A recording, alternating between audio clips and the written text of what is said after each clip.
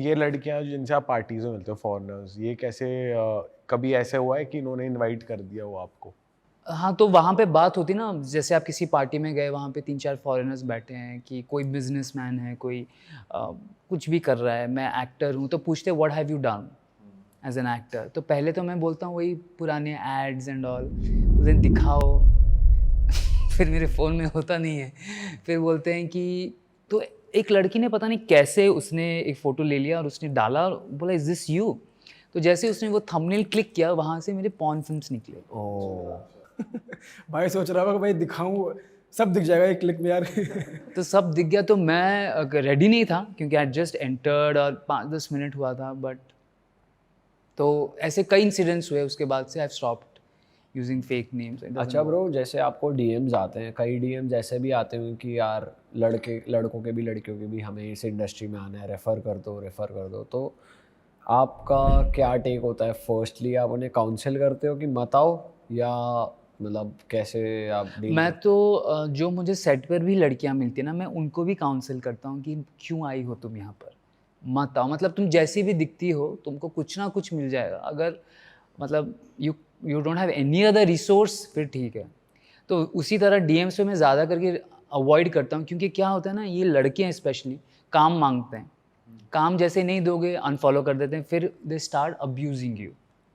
तो अगर once you start talking to them, मतलब आप फंस गए। फिर आपको पहले पूछेंगे ब्रो क्या कर रहे हो, खाए क्या, अब आपका स्टेटस देखा किसी लड़की के साथ, तो मुझे बात करवाओ, बहुत इरिटेट करते हैं। फिर then they start abusing you, fake IDs बना के आपको इतना परेशान करते हैं।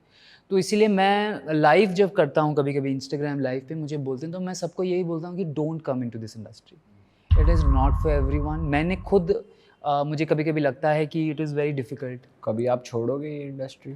अभी ऐसा है कि मुझे इंडस्ट्री नहीं छोड़ रही।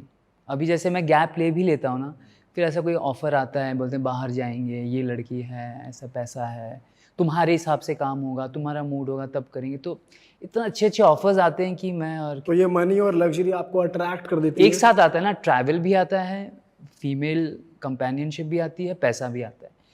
तो 3 जैकपॉट। चीज़ें आ रही हैं तो एक फिर मैं साथ। मना नहीं कर पाता। बट कभी आप निकलना भी नहीं चाहोगे या चाहते हो? अगर क्योंकि अगर मुझे मिल गया कुछ, तो I would love to try something else. अभी जैसे एक डॉक्यूमेंट्री फिल्म बन रही है, एक बड़े फिल्म मेकर ने मुझे अप्रोच किया, वो मेरे ऊपर स्क्रिप्ट लिख रहे हैं। जैसे एक मूवी आई थी डर्टी पिक्चर, सिल्क स्मिता के ऊपर बनी थी, या तो मैरी कॉम, या तो बहुत सारे हैं, बायोग्राफी चंदू चैंपियन, ये सब। तो वैसा वो बनाना चाहते हैं। आपके ऊपर? हाँ, तो अभी उनकी फ़िल्म आई थी, मैं बता ही रहा था आपकी टीम मेंबर को। तो I don't want to name them, but बातचीत चल रही है, they want to cast a leading actor. यही पॉडकास्ट देखने के बाद, बाय द वे। ओके। तो उन्होंने बोला था आपके पॉडकास्ट देखें, तो I am sure this one. तो और एक बुक लोग लिख रहे हैं, तो अगर उससे मुझे कुछ मिल रहा है, तो आई वुड लव मिल टू रहा है ट्राई। एज़ इन, अगर आपको बहुत ज़्यादा पैसे मिल रहे हैं, फाइनेंशियली फ्री हो जा रहे हैं, आपको ये काम करने की ज़रूरत नहीं पड़ रही, यही एक रीज़न तो है। अगर पैसे मिल रहे हैं और लगातार कम, क्योंकि क्या होता है ना, आपको काम मिला फिर कुछ मिलेगा नहीं, फिर आपको घूम फिर के इसी में आना पड़ेगा। तो अगर कुछ मुझे मिल रहा है, मुझे लग रहा है कि दिस इज़ कंसिस्टेंट, क्योंकि consistency is very difficult in Mumbai. आपको एक काम मिला, फिर आपको काम नहीं, आप बैठे ही हो। जब बैठे हो ना, आपके अंदर वो बोला आइडल माइंड, डेविल्स वर्कशॉप, तो शैतान आता है, फिर कुछ भी नेगेटिव ही आप सोचते हो। काम मिल रहा है, भाग रहे से, ये है, फिर शूट है, वक्त ही नहीं है कुछ सोचने के लिए। अच्छा ब्रो, ऐसा कहते हैं, जैसे स्पिरिचुअलिटी में ऐसा कहा जाता है कि sex is a very sacred thing. आप हर किसी के साथ अपनी एनर्जीज एक्सचेंज नहीं कर सकते। कोई कैसे माइंडसेट से है, कोई कैसे लाइफस्टाइल किसी का कैसा है, आप पे भी इम्पैक्ट कर सकता है और बहुत साइकोलॉजिकली भी हिट करता है। बहुत खालीपन आ जाता है ज़िंदगी में। जो बहुत ज़्यादा हुकअप भी करते हैं, जो लोग करते हैं, वो at the end of the day अकेला फील करने लगते हैं जब उनके साथ कोई नहीं होता। तो आपका ये काम है, प्रोफेशन है, तो आप कितने अकेले हो अंदर से, या आपको वो चीज़ कैसे हिट करती है psychologically? It does affect, once in a while होता है, एक लल आता है। जैसे मैंने बोला ना, काम नहीं है, आपके सारे दोस्त काम कर रहे हैं, या तो आप जिस लड़की को थोड़ा चाहने लगे हो, वो किसी के साथ काम कर रही है, तो आपको जलन जलन नहीं बोलूँगा, बट एनवी थोड़ा होता है कि you know they are having fun. तो उस टाइम पे लगता है, but then I bounce back very fast. मैं किसी चीज़ को लेके बैठता नहीं, और मुझे ऐसा लगता है कि be like water, flow, float. इतना सोचोगे तो और मेरे केस में जितना ज़्यादा सोचूंगा उतना बुरा है, उतने कम पैसे मिलेंगे, उतनी लड़ाइयाँ होंगी। तो जितना अब ओपन माइंडेड में रहता हूँ, जितना हर सेट पे फ्रेश स्लेट लेके जाता हूँ, बहुत सारी बातें बुरी लगती हैं, मैं बोलता नहीं, अपना काम करता हूँ, निकल जाता हूँ। और उसमें अगर कॉन्टैक्ट्स बने, दोस्ती हुई तो अच्छी बात है। तो आई थिंक, और मुझे मज़ा यही इसी में आता है ऑनेस्टली। अभी ये मेरा पैटर्न बन गया है। अगर कोई मुझे प्यार भी दिखाती है, मैं उनको पुश करता हूँ, क्योंकि मुझे पता है कि मैं उनको वो कमिटमेंट, वो रिस्पॉन्सिबिलिटी नहीं दे सकता, ना उठा सकता हूँ। और मुझे बहुत कुछ चाहिए पार्टनर से, मुझे लॉयल्टी चाहिए, मुझे कमिटमेंट चाहिए।